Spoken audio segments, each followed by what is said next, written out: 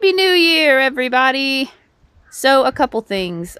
This video will come out on New Year's Eve, but I am already in the spirit 2 days before New Year's Day in my Happy New Year beret, which, another thing, it says 2020.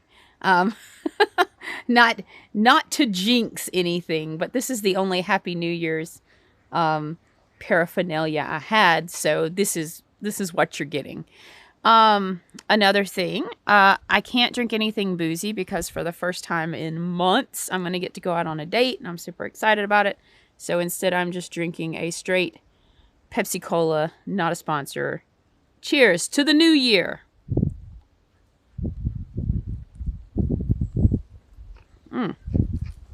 The cold snap is over here in South Alabama, and it is just, excuse me, the loveliest kind of weather.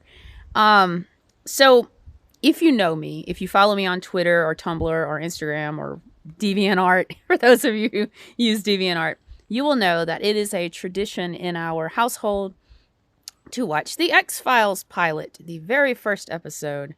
It's a tradition in our household. It's been going on for a couple years now. We all get together on New Year's Eve and we watch the X-Files pilot. This year, we got together last night and watched it. The whole family did. Because I wanted to have this video ready in time for New Year's Day. And I wanted to share that tradition with you. It's a funny thing we do. It's a lot like a lot of families watch The Wizard of Oz on Thanksgiving. Even though it has nothing to do with Thanksgiving. We watch the X-Files pilot on New Year's Day. Or New Year's Eve. And it's a thing. Oh, hello, hello. My cat is very happy the cold snap's over so she can co-host the videos with me. Do you want to join me? She's got a scratch on her nose. There's a new guy in the neighborhood and he's like, wants to be her boyfriend. And she's like, I don't want no scrubs. A scrub is a guy who don't get no love from me. 90s kids will get that reference, maybe. So, today we are reviewing the X-Files pilot. My cat said, I'd rather have food than co-host a vlog with you. So, when I was a baby, I've shared with some of you my X-Files journey. I started watching the X-Files in the summer, I think it was the summer of 1995. My older cousins showed it to me and my brothers just to pretty much shut us up so they could have some peace and quiet. And so, my family was poor. We didn't have internet access back then. So, I didn't have a X-Files online community to nerd with. It was me, my older brother, my older cousins, and my best friend Jenny. And those were the people I shared my X-Files journey with. And I didn't think much of the X-Files pilot. The first X-Files episode I watched was 3. And the first X-Files episode I fell in love with was One Breath. That was like what hooked me to the show. I was like, I gotta watch some more of this. So I didn't grow up, like I didn't watch the X-Files premiere. I wasn't one of those people. And I kind of had lukewarm feelings on the pilot. I didn't really feel about it one way or the other. And then about 2019, I joined the X-Files fandom on Twitter. And the X-Files pilot is a big fucking deal in the fandom. And I think it's for several reasons. And that's when I really started to like revisit the pilot with my spouse as we were doing our rewatch in 2019. And we were like, yeah, this episode's pretty ballin'. It's a big deal in the fandom, especially nowadays. And I think that's for several reasons. I think one of the reasons is a lot of people have fond memories of watching it for the first time, whether that was during the 90s, during the X-Files heyday, or recently with a lot of younger fans coming into the fandom. And they just have a really warm, fuzzy memories of watching the first episode of the X-Files. I think another reason is going back and like seeing all these characters have been through and 11 seasons, 278 episodes of the X-Files. And going back to that first episode and like seeing where they came from. Started at the bottom, and we're almost there, as they say, is very heartwarming. It's a lot. It reminded me very much of going back to that first episode of Avatar: The Last Airbender and watching the very first episode of Avatar: The Last Airbender, or watching the very first episode of Steven Universe, like what our babies have come to. However,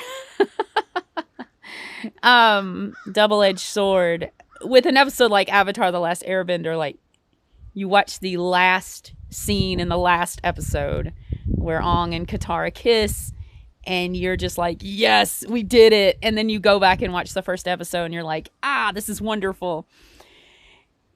That, compare it to watching the last scene in My Struggle 4. It's not the same feeling, okay? It does not give me the warm fuzzies. Going back and watching the first episode of The X-Files, and we'll talk more about this in this vlog, seeing the wasted potential of this show. What we could have had. It could have been great, as they say. Holy fuck, the wasted potential. And then going and watching the last scene in My Struggle 4, and it was like, wow, it was all for this? Like, this is what the show leaned into. It's pretty fucking depressing. But you know what? We'll talk more about it in a minute. Let's get into it. This is the X-Files pilot. The X-Files pilot does not have the theme song. It does not come in until, I think, the first episode, Deep Throat. I think I don't think they play the theme song until the first episode of season 1, which is technically the second episode of season 1. There's also this really weird argument in the fandom that says the first investigation in the pilot was not until 1993. And I'm like, nah, the time says 1992. It's like right there on the screen, my guy. Like, it's there, man. It's right there. So, yeah. So there's no theme song. There's just a spooky sound effect, which made me pee my pants when I was 11, and it totally didn't make me pee my pants now. Now that I'm 38, it totally did. And then there's a little tagline that says the following is based on actual documented events. And when I was 11, I was like, oh my God, oh, really? And like now that I'm 38, I'm like, I was so stupid back then. But it begins in Bellefleur, Oregon. Yay, we're in Oregon. Okay. Oregon, I live in Alabama. And I grew up in Alabama, but my favorite state is Oregon, and it's my dream to live there someday. When I saw Mount Hood in the plane scene, which we'll get to, they go over Mount Hood, and I was like, what's the meme of Leonardo DiCaprio? And he's like leaned back on the couch and he's pointing, he's like, whoa. Yeah, that was me when I saw Mount Hood. I am writing X-Files fanfic, and a lot of it centers around that area of Mount Hood, Oregon. So, yeah, that was me in this episode. So, there's this red-headed girl running through the woods being traumatized and tortured. And at this point, I turned to my spouse and I said, wow, this pilot really did set the precedent for this series, didn't it? Traumatizing and torturing women, one redhead in particular. Anyway, this girl, I believe, is named Karen, and she's running through the woods in her nightgown. She falls down. She sees a dude, we're presuming a human dude, approach her, and he picks her up, and there's a big whirlwind, and then you see these law enforcement officers. They come upon this scene. The girl's there and she's dead. And the county medical examiner is looking her over, and he walks away. And then the coroner turns and says, "It's happening again, isn't it?" I swear to God, every piece of media in the late 80s and early 90s had that trope where someone turned pensively to another person and said, "It's happening again, isn't it?" So, yeah, subtlety. It's not a thing the X-Files does. Subtlety, we don't know her. So, then you get the first scene, and we see Baby Scully. It's baby time.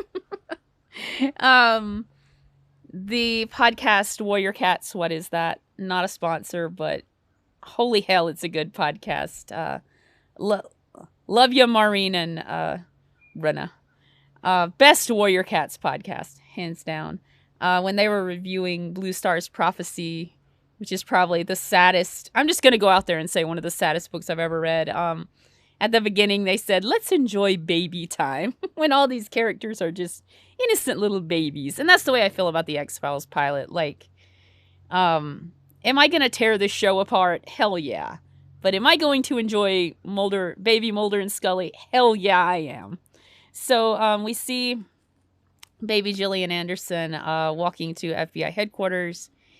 And other people have said this in better ways than I can, but just seeing her, like, so young. I think she was 24 years old in the X-Files premiere. And just seeing how far she's come. She's the queen of the world. I don't think that's an opinion. I think that's a fact. Seeing how far she's come, like, it really brings a tear to my eye. And it gives hope to people. Like, holy shit, she came from that. Like, I can do that. Like, I don't think I'll ever be Gillian Anderson, but, you know, I think our dreams are attainable. So Gillian Anderson, giving little gay girls hope since 1993.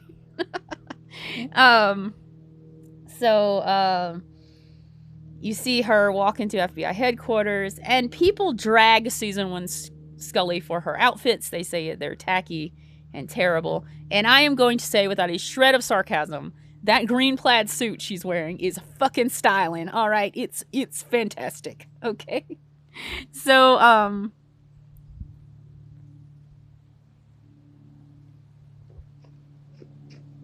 Dana Scully talks to the elementary school principal in Revelations. This lady is in so many X-Files episodes. And she goes to see the scariest monsters in the X-Files. Not aliens, not mutants, not vampires. Gross white men, that's right. One of them is Section Chief Blevins, that motherfucker. And in the back, smoking a cigarette, is the biggest motherfucker to ever motherfuck. Is the smoking man. If you know trivia about this episode, you know that he was not going to be even a recurring character, let alone the main villain. This show has a hard-on for the actor William B. Davis because the smoking man simply will not fucking die. Which fucks me up. Like, oh yeah, we can kill Melissa Scully and the lone gunman and Krychek, who is a fantastic villain, but the smoking man, no, he gets a free pass. Fuck me. So, he's standing in the back, smoking a cigarette, watching Scully, and I just want to vomit. It's terrible. So, Section Chief Blevins and this other old white biddy, who, spoilers, shoots Section Chief Blevins later on in the series. AU where these two are lovers. Anyone write that fanfic? I want to read it. So, they ask her, they say, have you heard of an agent named Fox Mulder? And Scully says, yes. And they say, how so? And Scully gives them Mulder's life story. She's like, he was a chief profiler, and he was like head of his class in the violent crimes division, and she's just like giving all this information, and meme is like, Blevins is like, it's a yes no question, Miss Scully. Like you could have answered yes or no. Like, I'm like, yeah, I see you, Agent Scully. So they say, hey, like, you got to spy on this motherfucker. He's getting out of control. He's putting too much time and resources into the X-Files. And she's like, do you mean I'm supposed to debunk his work? And they're like, just use your best judgment. And I'm like, ha, bitches, joke's on you, because they fall in love.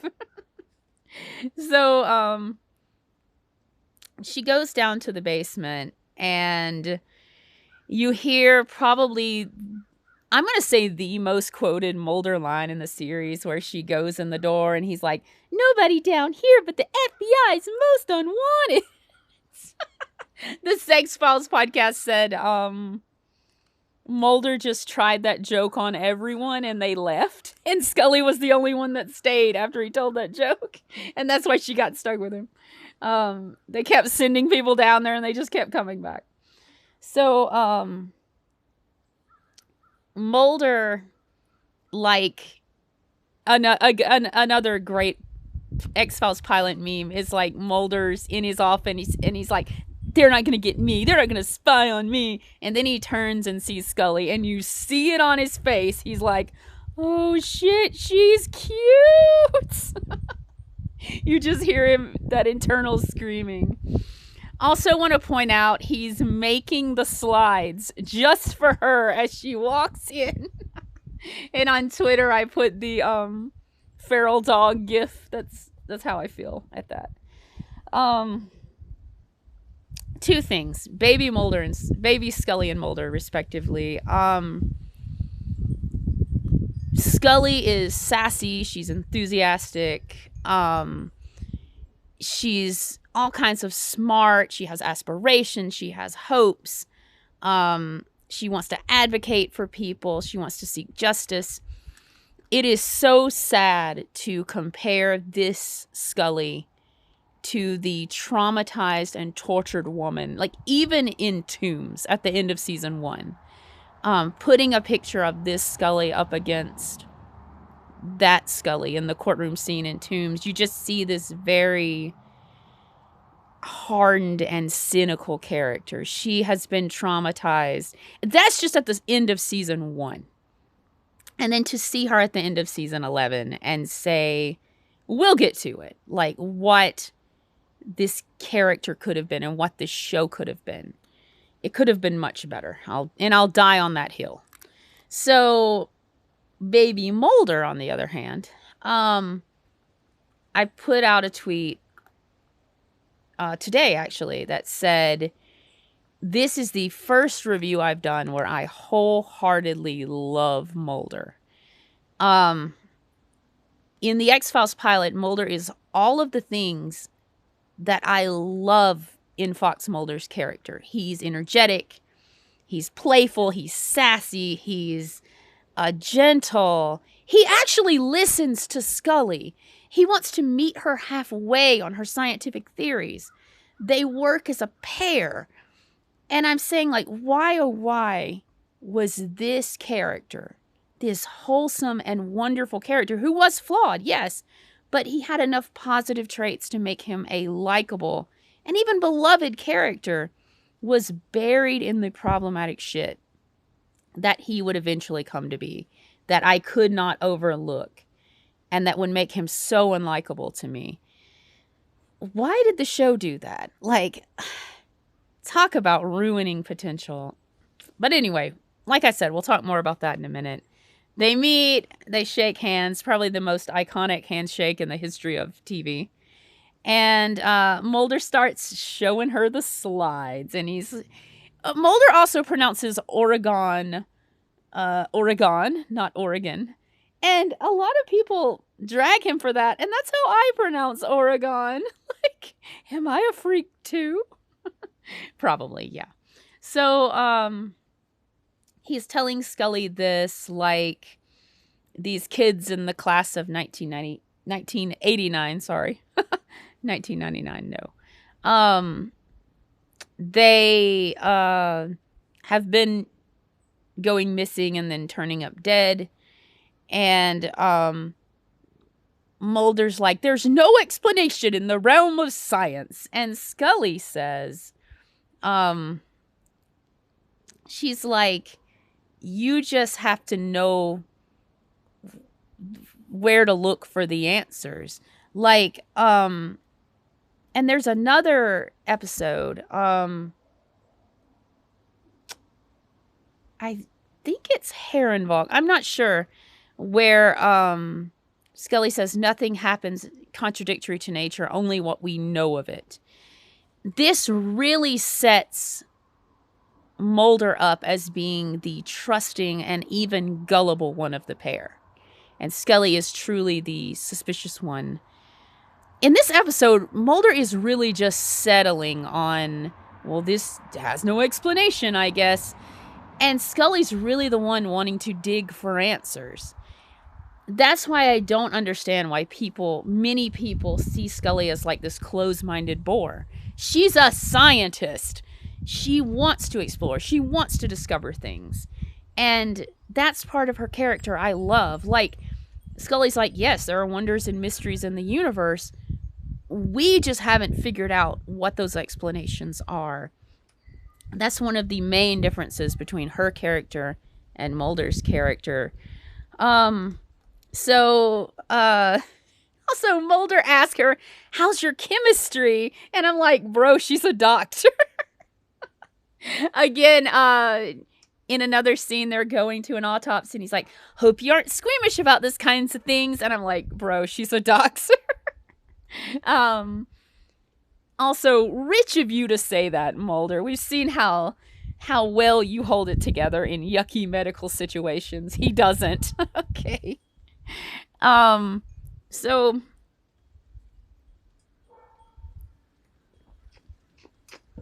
they get on a plane. They start getting turbulence. There's this great scene where Scully's like looking through these files, researching stuff, and Mulder's just asleep beside her. And I said, to my spouse, I said, if you want one shot that summarizes the X-Files, this is it. Scully doing all the damn work while Mulder dicks around. Like, that's the summary of the show. So, there's a lot of turbulence on the plane. Mulder acts like he's in a plane crash every goddamn day of his life. Which doesn't make a lot of sense. We've seen him get very seasick in rocking situations. And that makes me wonder, Mulder is almost cartoonish in this episode in how over the top his behavior is. First of all, David Duchovny has the potential to be a great actor. Like, in this episode, you see some fine acting from my man. But that potential he never wholeheartedly taps into. Like, I think it really depends on how big of a shit he gives about what he's doing. And that will like negate how well his acting is. Yeah. And that makes it even worse. Like, his potential's there to be a great actor. It's just, he doesn't give a shit. So,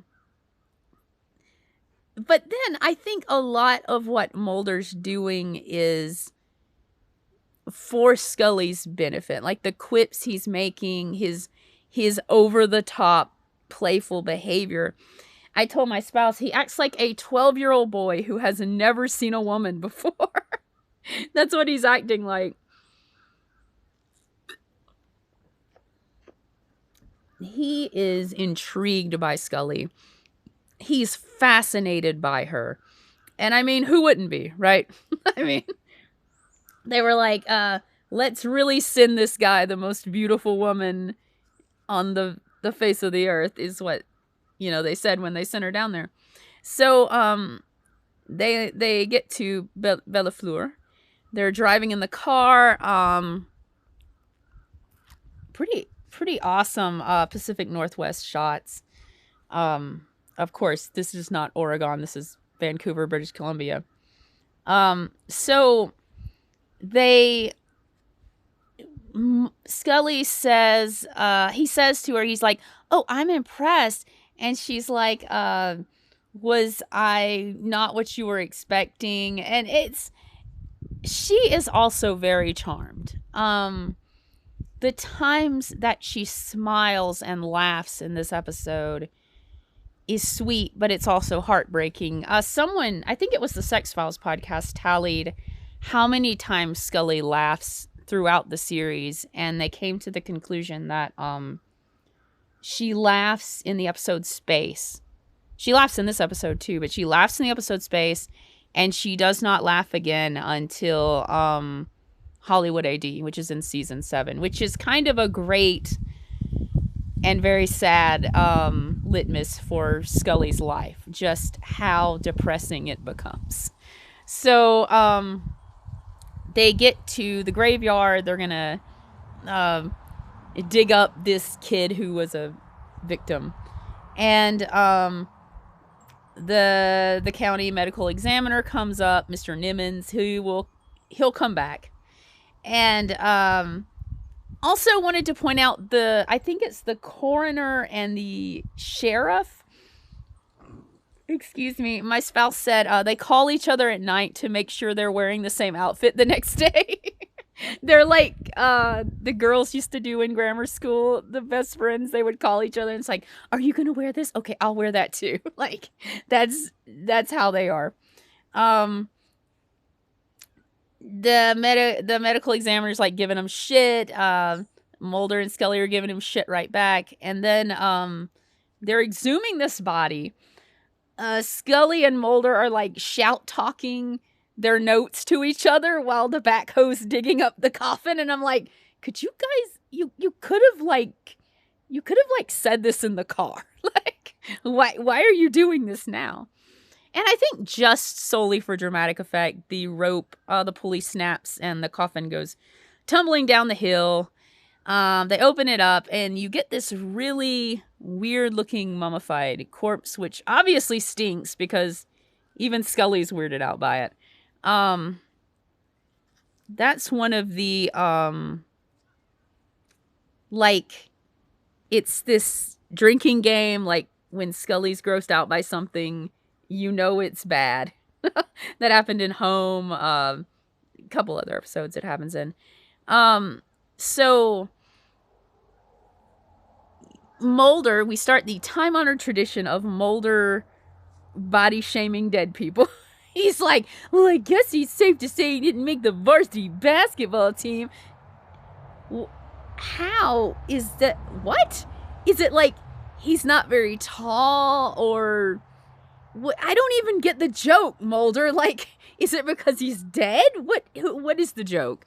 Someone please comment. Tell me what Mulder meant by that. We know Mulder's jokes are bad, but this one doesn't even make sense. So, the next scene, this is written by Chris Carter, if you couldn't tell. And Chris Carter is one of the most unintentionally hilarious writers I've ever had the joy of watching. If he tried to write something intentionally funny, I don't think he could do it to save his life. But he can write some of the most unintentionally hilarious shit I have ever seen. Mulder dancing around this autopsy with a flash camera. Scully getting more and more annoyed is just, I want to watch that on repeat. I want that to be the show, okay? So, it very much reminds me of the scene in Jose Chung's From Outer Space.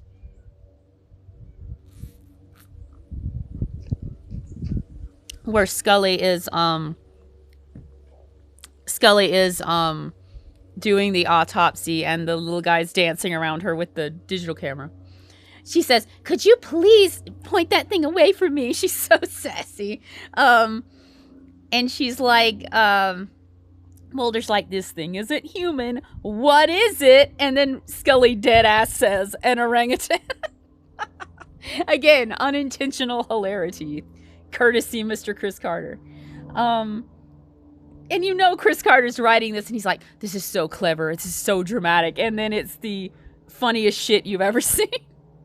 So, hey, kitty, you wanna come up here? You look sleepy. Hello, sweetie. So, they find this implant in this corpse's nostril. Gross. And Scully's in her hotel room wearing the exact same outfit I wore when I was 12 years old. Back in 1997. And even like the leggings with the socks pulled over the cuffs, like, and the huge t-shirt. Yeah, that was me. Has her hair in the same style I wore. There's a knock at the door. She says, "Who is it?" And Mulder says, "Steven Spielberg." Again, I love this Mulder. Why couldn't we have had this Mulder and not the self-centered piece of trash we got? Like, why couldn't it have been this guy? He's wonderful. He asked her to go for a run. He's got on his little backwards cap. The way his face falls when she's like, "Nah, I'll pass." He's like, "Oh, I wanted to go running with my new girlfriend." So, Scully lifts the implant. She's kind of holding it in front of her face. It's a very sad bit of foreshadowing. I don't know if this was intentional, but it's pretty fucking depressing. Like, that's going to take her life away. Yeah, her life's going to be destroyed because of this quest. So then, the next day they go and see, stop. You are, the cat slapping the video camera with her tail. Stop that. Stop that. They go and see Billy Miles and, Peggy Odell, who were two kids in the class of 1989. Billy is in this waking coma and Peggy is wheelchair bound. Again, you get this really sweet scene of Mulder being so gentle. And Mulder is a gentle man. Like, and that's one of the traits I fell in love with when I was a kid. Like, he is very gentle. And he, like, kneels beside Peggy and he says, "Does Billy like it when you read to him?" And it's just a really sweet scene, followed by a pretty trashy scene. Peggy starts having this episode and Mulder, like, pulls her underwear down, like, to look at the two spots on her back. And I'm like, that's inappropriate, bro. So then they're going down the steps of the hospital and Scully's like, "Damn it, Mulder, cut the crap." And I love that. I love that scene where she says that. She's so little and sassy. She's such a boss. So Mulder is very much playing the "you were just sitting here to spy on me" card, when Scully's literally the best thing that's ever happened to you, man, and will happen to you. Like, she's the only reason not only you're going to have any headway in the X-Files, but that you're going to be alive for the next 7 years. Dana Scully keeps his ass alive. She's very much the Hermione Granger of the X-Files. I hate to make a Harry Potter reference because that series is trash, but I love Hermione. She's great. So, then, what they figure out is these kids that are in the class of 1989, they're being called into the forest for whatever reason. And one by one, they're being taken, abducted, and then coming up dead. Scully looks under Billy Miles's toenails. We had this very funny scene, and my spouse was like, "Dana Scully, foot fetishist confirmed." And I said, "Stop." So, she figures out Billy Miles has been running around in the forest because she finds under his feet the same ash she found in the scene in the woods where the first girl was found dead. And they figure Billy Miles is somehow doing this. And Scully says, "I think it's some kind of cult." And I'm like, we know Scully has, these, intuitive powers, but holy shit, girl really reached into season 8 and pulled the plot back, didn't she? In connection to Billy Miles, no less.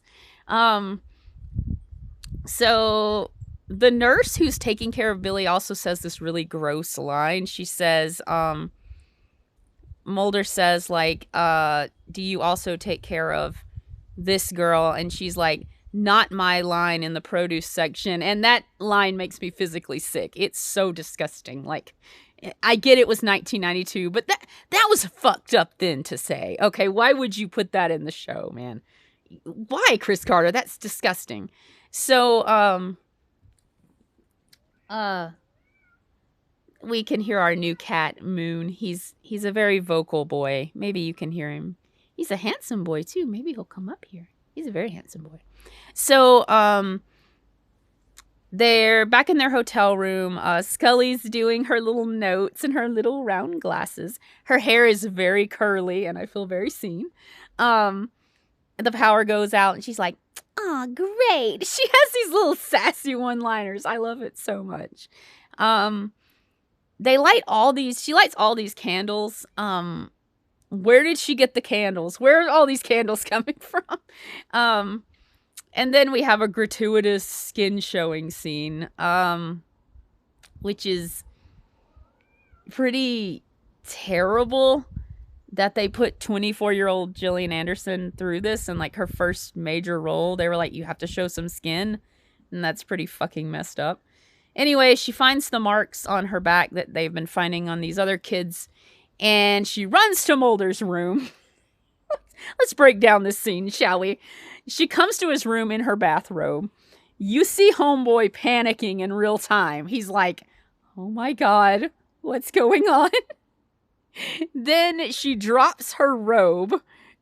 Girl, you could have just pulled up like a little section of it to let him look. You didn't have to like get naked in front of him. Mulder is losing his shit. He's like, oh my God, what am I gonna do? What am I gonna do? He holds a candle like right up to her back, and I'm like, the hot wax could drip on her, man. What are you doing? Anyway, he tells her it's just mosquito bites. It makes me wonder if anyone in this universe just has moles. Like, what if a person shows up with a lot of moles? Like, I have a lot of moles, and my spouse has a lot of moles. Would they be like, oh my God, they're an alien abductee, it's happening again? And I'm like, nah, I just have a lot of moles. Like, this is a very common dermatological occurrence. Like, so anyway, then she rushes into his arms, and that's a scene a lot of fans love. Like, their first hug. It's very sweet and wholesome. Again, like, why couldn't we have this Mulder? You know, there's no reason we couldn't have. Why did he have to turn into a problematic piece of shit? So, it's slumber party time. It is so coded 7th grade, 8th grade slumber party. Mulder's telling Scully about his childhood trauma. Hey, let's trade childhood traumas. That's what you do at slumber parties. And he's telling her about how her sister was abducted. One thing my spouse pointed out, which was a really great catch, is Mulder says she was taken from her bed. And again, this show is so great with continuity. We know Samantha was actually abducted from their living room while they were playing a board game. And then Mulder like reaches out and grabs Scully, and he's like, listen, Scully. And I'm like, don't touch her, bro. Like, that's creepy. It's the biggest jump scare in this episode when he says that. So,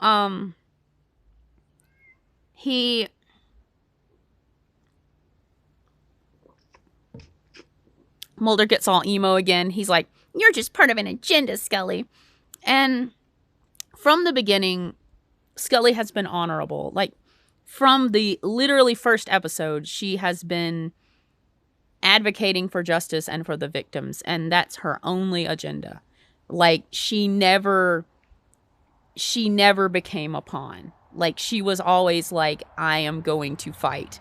I think even when it could have been easier for her to, like, bow to these evil men, like, and be on their side, I think she was still honorable. And she's like, I don't have any agenda. I'm here to solve the case just like you. And that's very much like the scene in Squeeze, where the guy Colton asks her, he's like, whose side are you on? And she's like, the victims, which is the greatest line in the X-Files. I don't care how many goddamn boring speeches Mulder makes.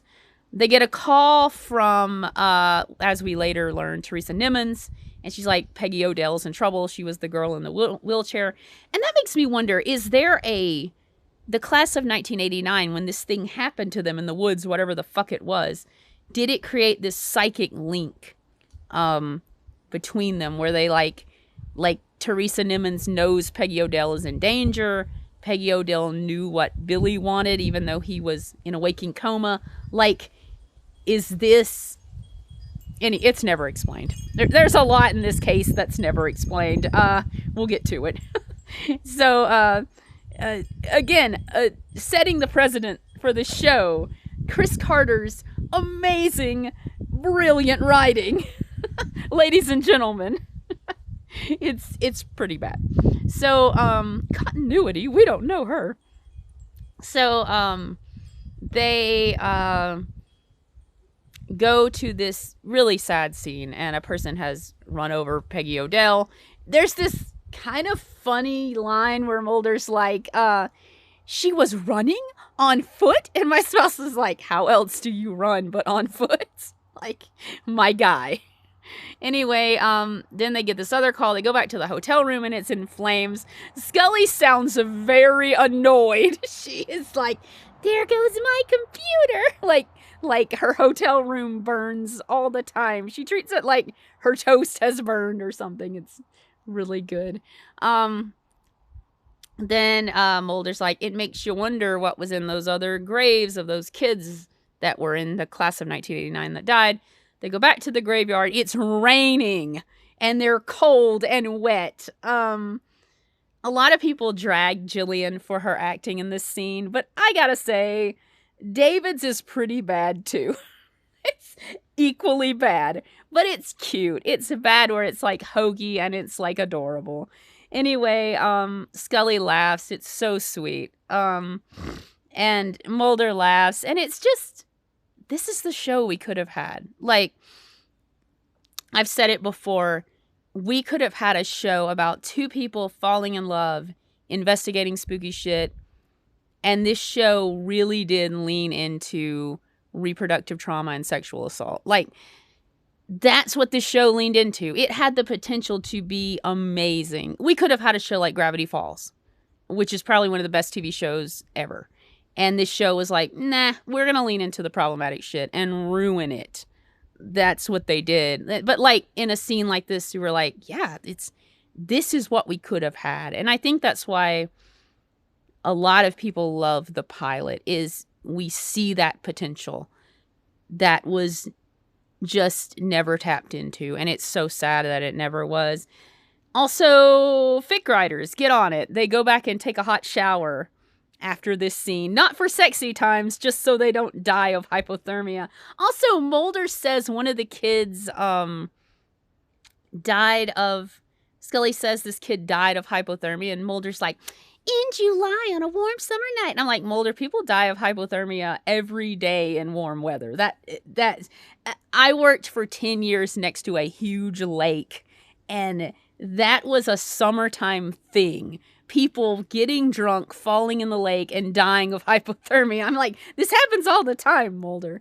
So, the graves, of course, have already been dug up because this town is trying to cover this up, which I think is pretty cool. Like, the very first X-Files episode that's about alien conspiracy shit, it's the small town doing the conspiracy. And that'll be a trope that comes back time and time again in the X-Files. It's like this small town, everyone's in on this secret, and it's a dirty secret. And I love it. I love that trope. It's great. Some people don't. If you don't like it, I understand. I love it.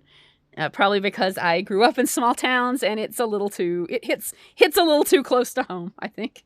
So, they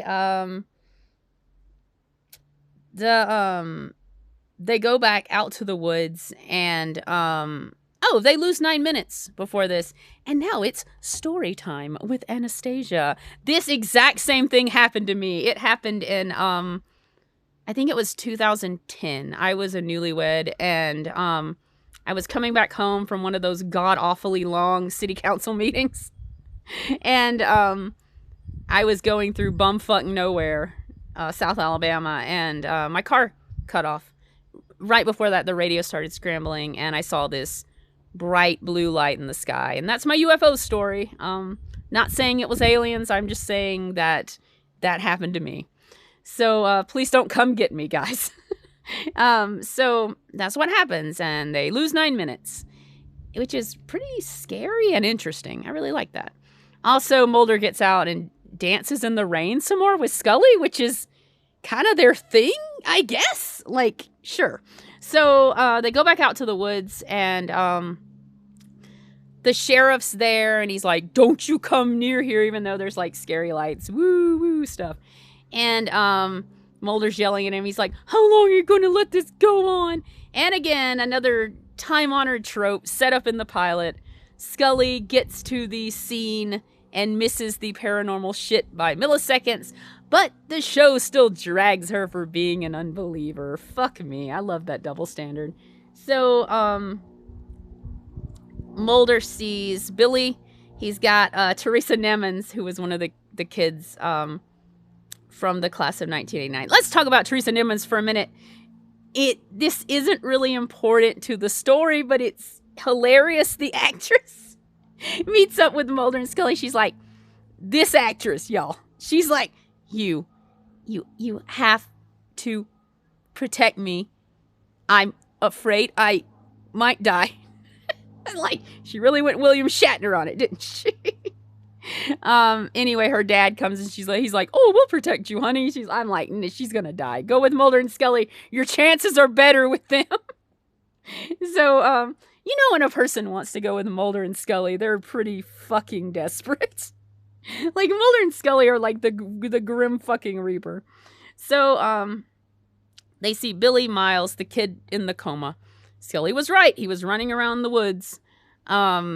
He's holding Teresa Nemmons in his arms. His dad, the sheriff, comes out there and he's like, don't do it, Billy. And don't be a hero, Billy. And then you see the whirlwind that you saw at the beginning. There's a bright light. And then suddenly it stops. And the spell is broken. And Billy's like, Dad? And the sheriff hugs his son. What triggered that? What?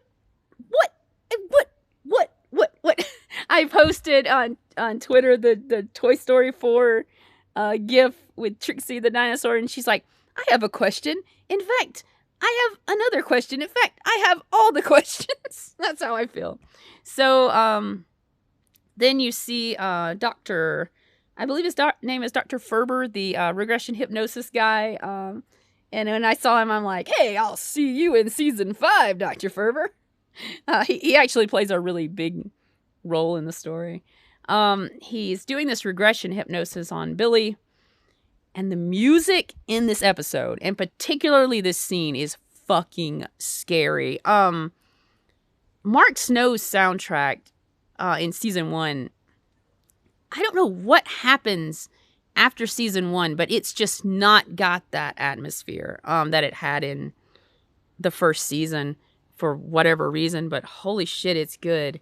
The music in this scene is scary. Like, it's The X-Files is very much inspired by the movie The Shining, especially in its music, and this music is very reminiscent of The Shining. There's also a great scene where Mulder is watching the regression hypnosis, and he looks through the one-sided glass, or the two-sided glass. And Scully's standing behind there with Section Chief Blevins and his goons. And the look that passes between them is so good. It's like, you got my back, and she's like, I got your back. And again, why couldn't we have this show about two people supporting each other and falling in love without all the problematic shit? Like, we could have had that. Could have been great. So, then you see Section Chief Blevins and his lover. I'm just calling him his lover from now on. They're married. They're married. And one eventually kills the other. They're like, what? And she has the implant. She put it in her pocket and hid it when all the other evidence was destroyed. She puts it in front of him on his desk. She drops that mic. Scully drops that mic. It's reminiscent to the scene in Fight the Future where she puts the bee in front of Blythe Danner. We watched Little Fockers last night, and I was like, hey, it's the bee lady from Fight the Future. I say that every time I see Blythe Danner. So after she drops that mic, she goes out, and you see Smoking Man. And he's walking in this very comical way. And I can make fun of Smoking Man because he's a motherfucker, okay? He's walking in this weird-ass way. My spouse said he looks like he has diarrhea. So he goes in the room, and Scully, intuitive baby, like, looks back. And she has this look on her face, and she's putting it together, and she's like, oh, shit. And then you see Scully asleep, and she's staring at the phone, and I'm like, I see you, girl. We got your number pretty good. And Mulder calls, and she's like, right, I'll see you in the morning. And it's just, she's so little and soft. I'll die on this hill. I want to wrap up this Scully and protect her from what's to come. And it's, what makes it sadder is we could have had a show where Scully was happy. She didn't have to be traumatized and tortured time and time again. She didn't have to lose her loved ones.